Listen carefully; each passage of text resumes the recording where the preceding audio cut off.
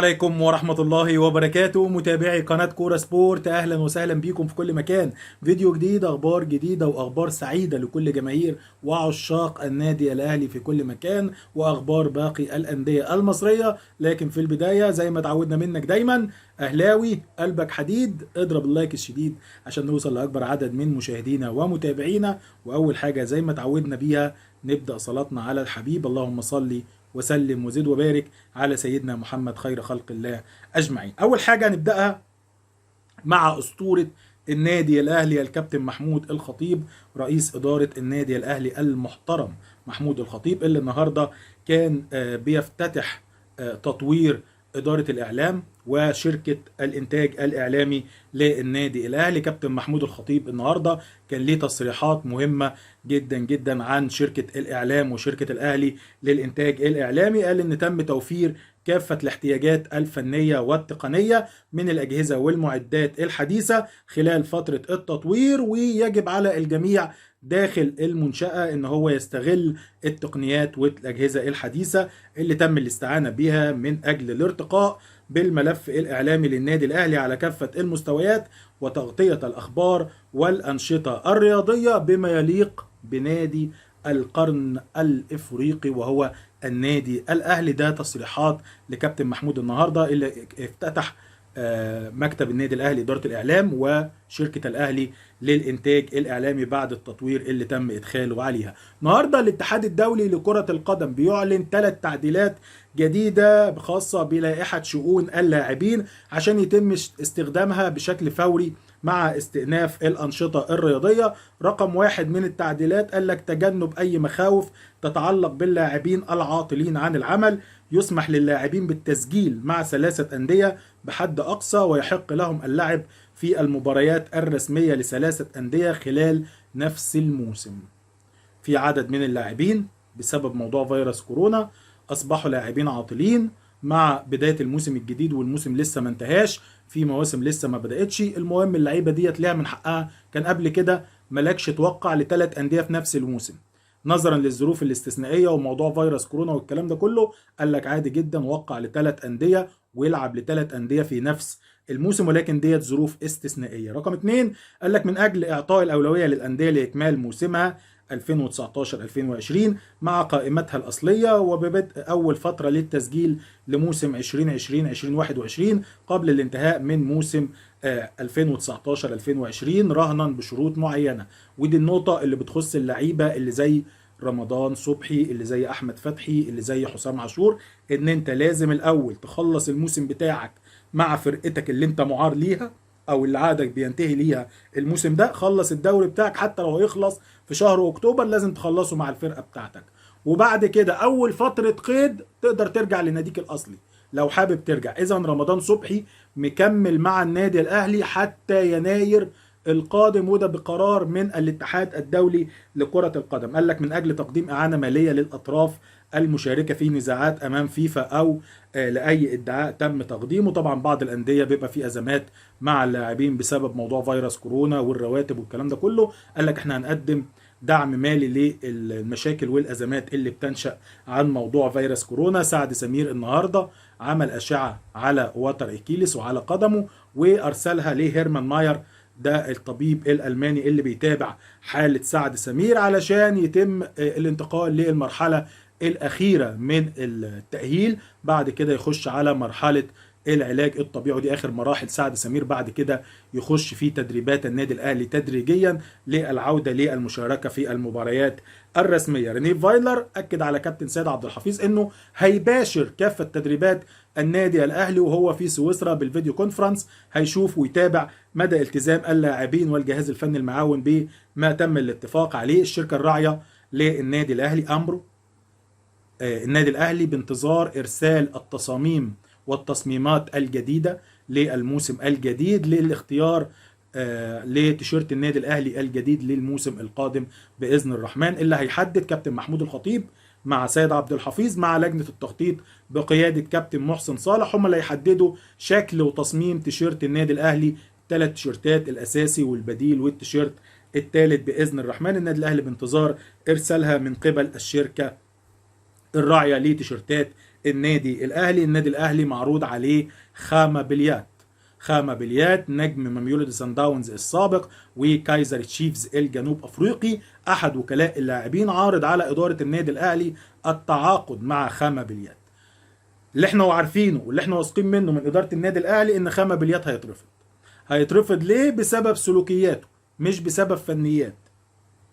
الامر في الموضوع ده والناهي في الموضوع ده هو ريني فايلر، ولكن اداره التخطيط نفسها هترفض اصلا ان هي تنقل الصفقه لريني فايلر وتم عرضها عليه، لان اللاعب له مشاكل سلوكيه، فمش هنقدر او مش هيتماشى مع مبادئ وقيم النادي الاهلي. فالنادي الاهلي رفضه قبل كده اكتر من مره بسبب سلوكياته، والمره دي برضه هيترفض بسبب سلوكياته. بالنسبه لريني فايلر وضع خطه لكابتن سيد عبد الحفيظ وللجهاز المعاون لمتابعه التدريبات اثناء السفر. النادي الاهلي قلت لكم قبل كده ان النادي الاهلي بدا يدور على بديل ريني فايلر. كابتن محمود الخطيب مش هيستنى ان ريني فايلر يجي له بعد نهايه الموسم يقول له جود باي اند جود لك مستر محمود الخطيب ويمشي. لا، النادي الاهلي، ومعلومه مؤكده، وبعون الله لما نقول لك معلومه مؤكده استنى واسمع من باقي القنوات سواء قنوات فضائيه او قنوات على اليوتيوب، اسمع الخبر ده.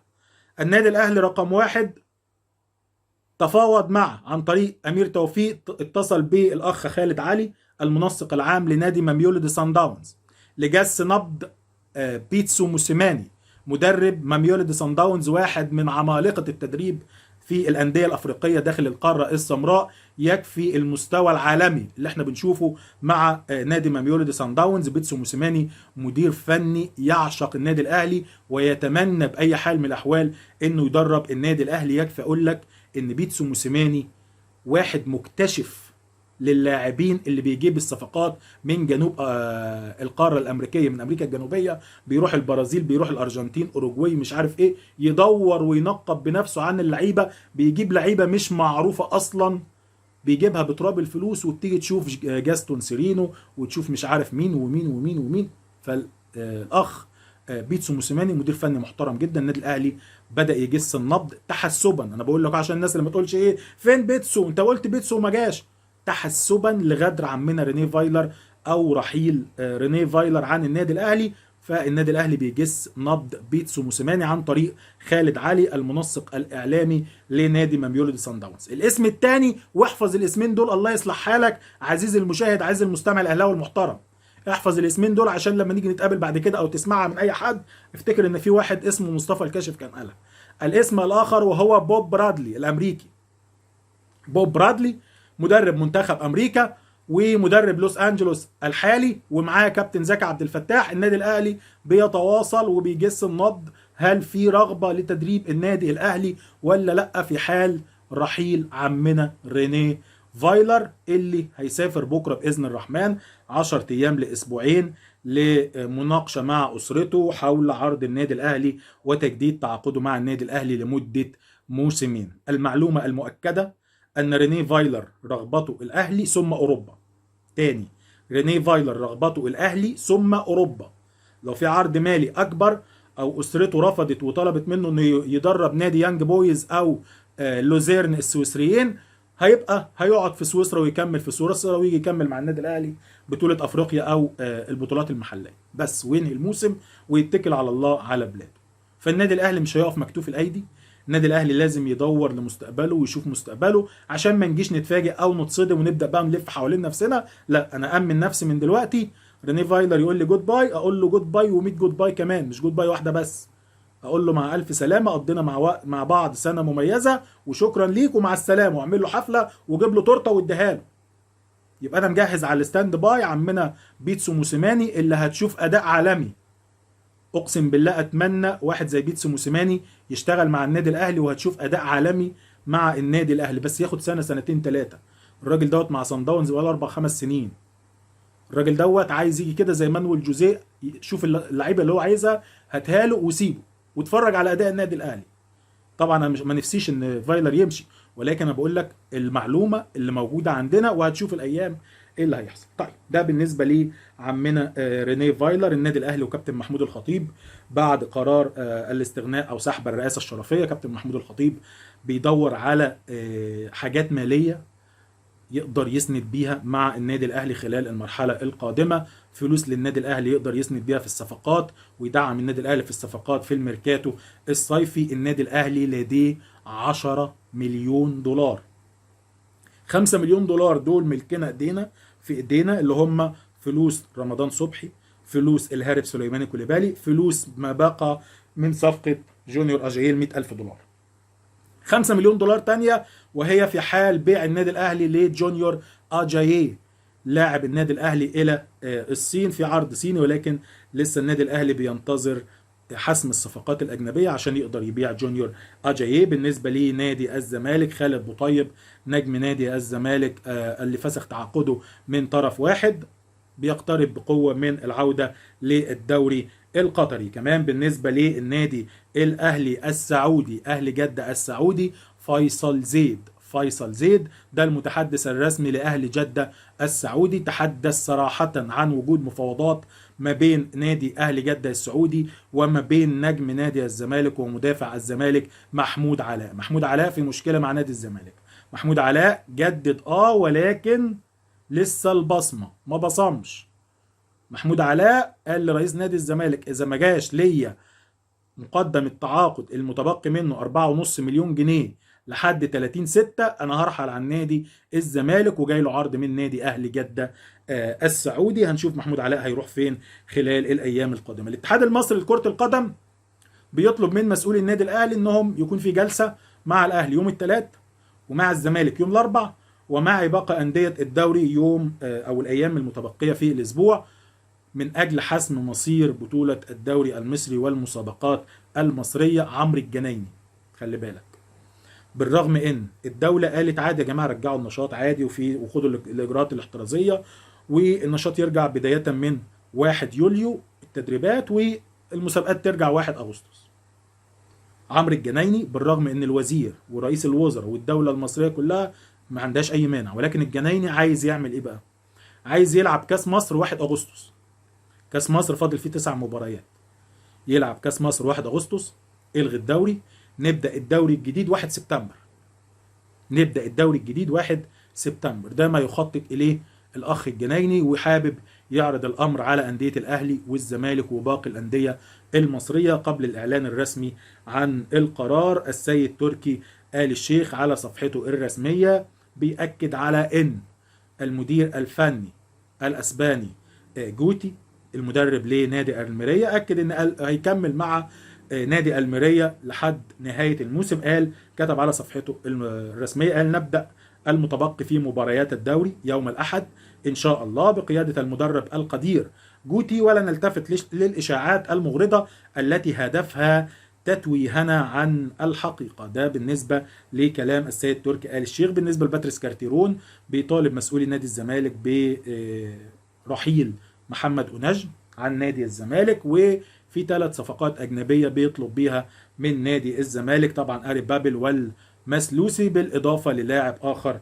هيحدده عمنا باتريس كارتيرون اللي أخبر أسرته وأسرته أخبرته بأن هو يكمل ويستمر مع نادي الزمالك ويرفض عرض النجم الساحلي أو أي عرض آخر، والراجل بيتفق على الوجود أو الاستمرار مع نادي الزمالك. كمان بالنسبة لمحامي حمدي النقاز بيفجر مفاجأة مدوية. اتكلمنا امبارح واول امبارح وقلنا ان حمدي النقاز تقدم بشكوى رسميه للفيفا ضد رئيس نادي الزمالك بسبب الاتهامات والتجاوزات في حق انيس بن ميم وحق الاتحاد الدولي ورئيس الاتحاد الدولي، وخد فيديوهات مسجله لرئيس نادي الزمالك وحاجات مداخلات صوتيه لرئيس نادي الزمالك وقدمها للاتحاد الدولي. النهارده انيس بن ميم بيأكد على ان قال لك جاله رد على الشكوى المرفوعه ضد رئيس نادي الزمالك ان تم احاله الدعوه إلى غرفة التحقيقات التابعة للجنة الأخلاقيات في الفيفا. وقال المراسلة والخطاب اللي جالنا من الفيفا قال إن اللجنة تعهدت بالموضوع وسيتم إجراء التحقيقات اللازمة وسيتم معاقبة المتجاوز فيما هو قادم. العقوبات تندرج بداية من غرامات مالية، إيقاف، أعلى حاجة فيها تصل لشطب رئيس نادي الزمالك. دي أعلى حاجة ممكن يتوقف، ممكن تبقى غرامة مالية بس، كل شيء وارد على حسب التسجيلات اللي قدمها والاتهامات اللي وجهها رئيس نادي الزمالك للاتحاد الدولي لكرة القدم. كابتن مجدي عبد الغني بيتلقى صدمة مدوية مجدي عبد الغني بيأمل ويطمح للدخول في الانتخابات القادمة في الاتحاد المصري لكرة القدم، ولكن بند تضارب المصالح بيعطل دخول مجدي عبد الغني للانتخابات المصرية، نظرا لأنه رئيس لجنة اللاعبين المحترفين، وده في تضارب مصالح في حال وجوده في الاتحاد المصري. حد يقول لي طب ما هو كان موجود السنة اللي فاتت واللي قبلها في وجود وهو رئيس برضه اللاعبين المحترفين، ولكن ما كانش موجود بند تضارب المصالح والاقرار اللي لازم يقر عن نفسه ان هو ما فيش اي مشاكل او مصالح متضاربه مع وجوده في منصب عضو الاتحاد المصري لكرة القدم. قناة النادي الاهلي بترسل خطاب غامض للاتحاد الدولي لكرة القدم، بتستفسر فيه عن خطاب تم إرساله للاتحاد المصري لكرة القدم وللقارة السمراء في شيء مهم جدا جدا جدا وخطير يخص الكرة الأفريقية. قناة النادي الأهلي كتبت على حساب الرسمي للاتحاد الدولي لكرة القدم الفيفا في تغريدة: عزيزي فيفا، أود أن أهنئكم بعودة الدوري الإسباني النهاردة الخميس بعد توقف طويل بسبب جائحة كورونا، وأنتهز تلك المناسبة للاستفسار عن موقف خطاب ملأ الدنيا ضجيجا تم توجيهه إليكم منذ فترة بخصوص أمر هام جدا في قارة أفريقيا ينتظره البعض على أحر من الجمر، ولكم جزيل الشكر. الخطاب هو يا سادة يا محترمين، هو نادي الزمالك وقناة نادي الزمالك بتستدل على صحة موقفها في موضوع لقب نادي القرن على الخطاب اللي احنا انفردنا بيه قبل كده، والورقة اللي انفردنا بيها اللي لما طلع رئيس نادي الزمالك قال لك احنا عندنا ورقة قدرنا نجيبها من جوه الكاف، جبناها من جوه، والورقة دي هي اللي هتقلب الدنيا، وفي سنة 96 بتثبت ان الزمالك رقم 1 في الافضل في افريقيا وان الاهلي رقم 4، وطلعت لكم الورقة وعرضت الورقة على حضراتكم. هذه الورقة كانت مجرد خطاب من الاتحاد الدولي لكرة القدم في عام 2000، في عام 2000 مش في 96، وتم ارسالها بناء على عدد البطولات الافضل في سنة 2000. فالنهارده النادي الاهلي بيرسل ليه، او قناه الاهلي بترسل للاتحاد الدولي تستفسر وتسال الخطاب دوت مدى اهميته ايه، عشان الناس اللي في نادي الزمالك متمسكين قوي بالخطاب ده، وبيقول لك هو ده اللي بيثبت ان احنا ابطال القرن ونادي القرن في افريقيا، وان دوت اللي ما جابتوش ولاده. طبعا الخطاب دوت مع احترامي الكامل لا قيمه له على الاطلاق.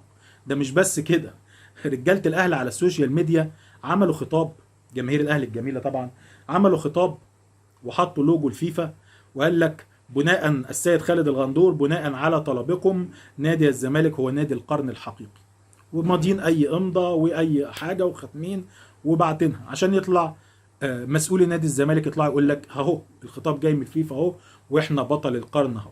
خلصت اخبارنا وخلصت حكايتنا. هستنى منكم كل ارائكم وتعليقاتكم، والسؤال بتاعنا هو كالعاده: النهارده الدوري الاسباني يعود بمباراه مهمه جدا جدا جدا في الدوري الاسباني. المباراه بين مين ومين؟ جاوب على السؤال على صفحه ملك وكتابه. شكرا لكم دايما. سلام عليكم.